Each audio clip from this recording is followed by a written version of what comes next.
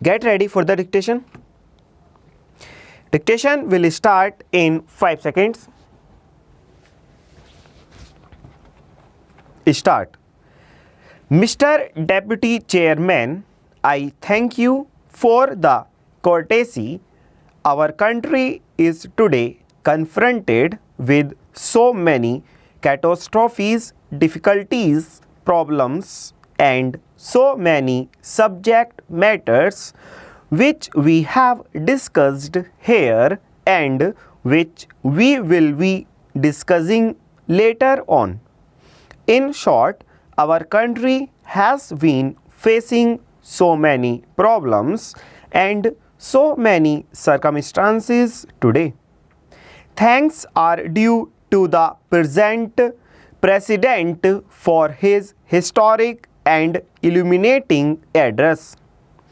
He has thrown light all round on all the aspects of things which took place the year before and which are existing before us today and which we will have to face hereafter.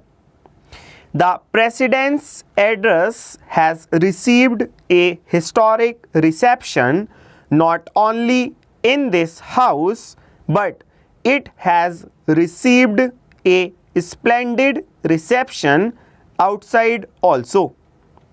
There is no doubt that things which have been discussed in the historic address of the President are worth taking into very serious consideration, and after passing the motion of thanks, we will go out to put upon that it cannot be denied that our country, in spite of our limited resources and so many situations which have been created since ages past, has progressed by leaps and bounds in various aspects and various spheres of life.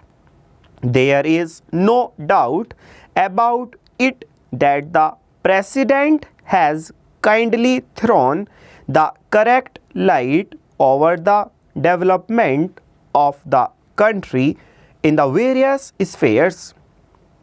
It is more than correct, and today it stands for us as a guiding and illuminating feature for our future improvement and future development.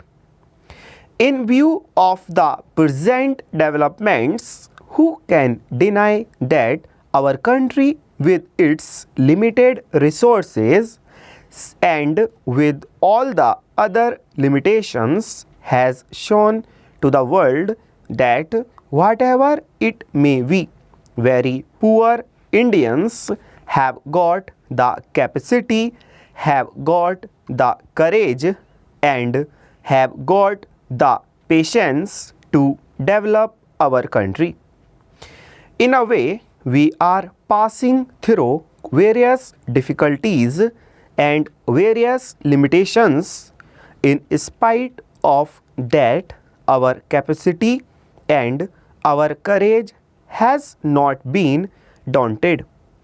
We have not been discouraged. We are going on with speed on the road of progress, on the road of development.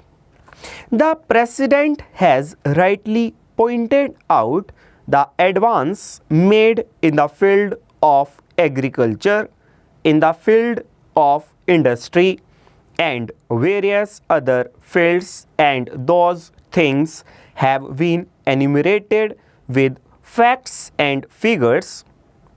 The data has been given, and now those things are before us and before the world to be seen and to be examined. But that is not enough.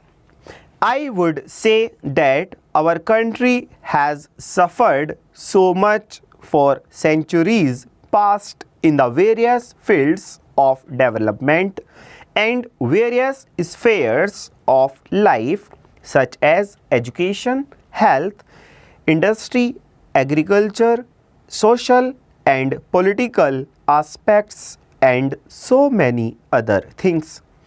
Of course, that requires greater attention, greater energy and greater effort to develop and develop to that extent till we have at least made up those deficiencies from which we have been suffering for ages past.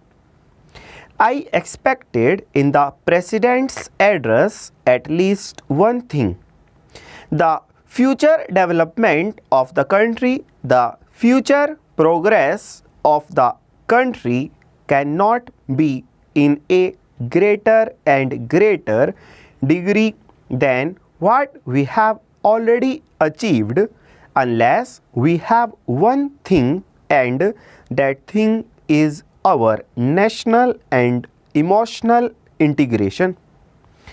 Without such integration, we cannot do anything. Let me say with regard to what was just being referred to by my various friends in the form of various vociferous tendencies and incidents in Assam and in other places. It is all due to lack of national integration.